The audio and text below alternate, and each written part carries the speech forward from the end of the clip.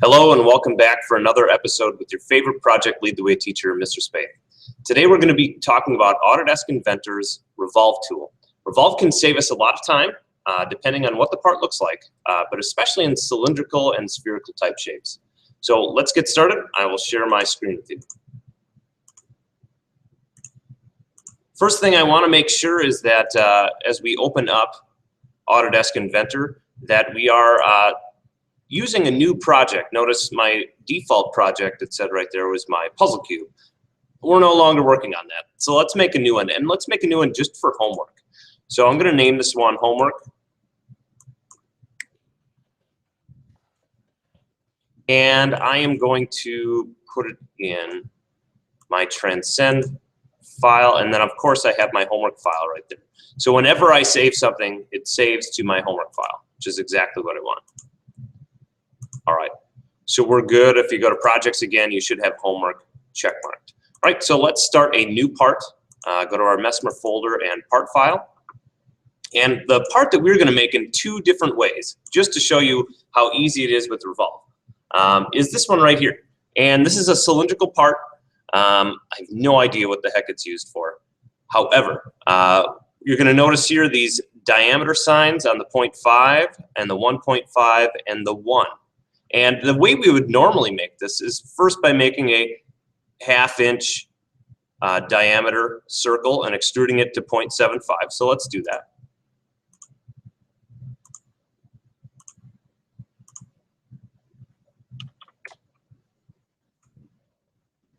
And extrude that to, I'm going to go back.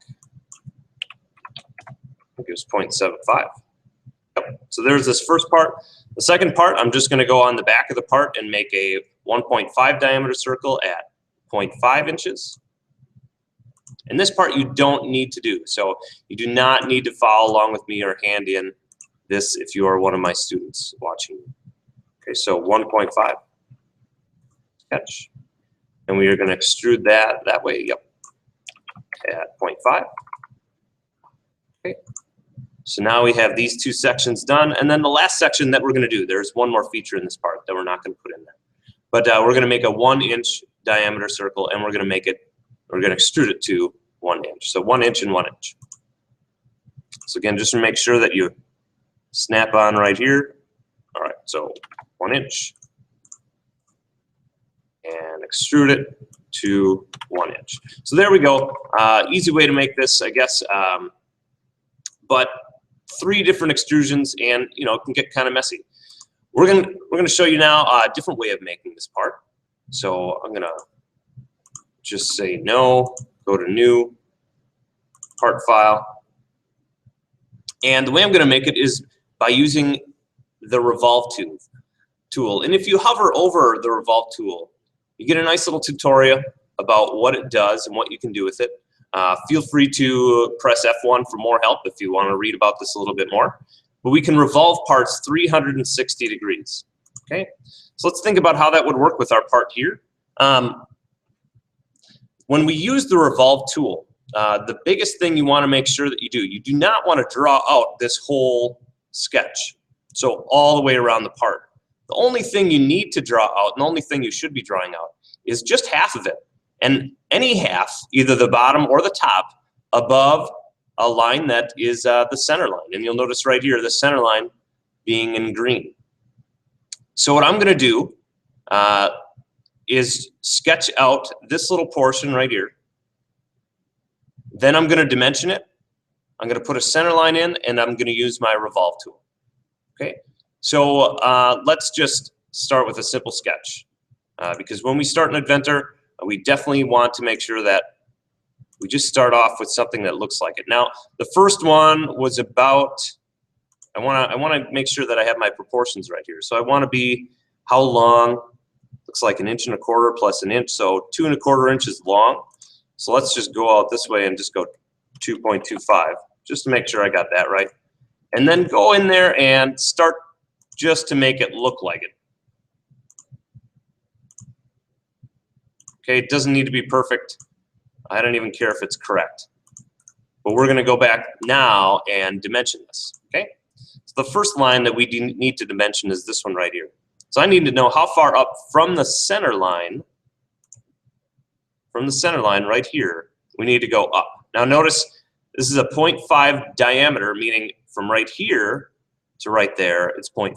Well, we're only drawing half of this. So I'm going to take half of that diameter, or the radius, and plug that in for my dimension. Okay. And we should do that a length of 0.75. So I'm going to take another dimension tool and go 0.75. Okay. The next one I want to do is I want to dimension this 1.5 inch diameter little piece right here. Now notice again, I'm going to say it a lot of times so you get me, okay? We're only drawing half of this picture.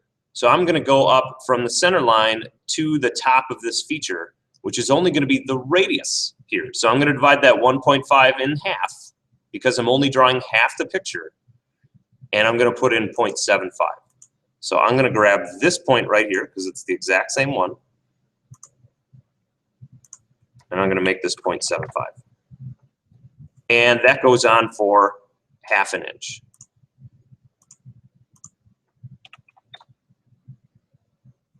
And then the next piece I want to do is this 1 inch little cylinder shape. However, again, we're only drawing half the picture, so I'm just going to put in a 0.5 dimension for this one right here. I was way off on that one. And then we do that for a length of 1 inch. And it's already there. Good. Okay, that's because I had this one dimension first. All right. So here we're good. The last thing I said I wanted to put in was a center line. Now, the center line is the line around which we are going to revolve this part, and it'll probably make sense for you a little bit later when I do the revolve. But for right now, I want you to put in a center line that extends beyond your part. So notice my little Y says 0 right here, so I know I can click there. And then I'm just going to click over here. It doesn't matter how long. All I want you to do is right-click on it. Oops. We're going to right-click on it and go center line. Okay.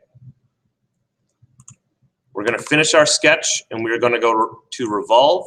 And notice it finds everything that we already put in there because we put that center line in.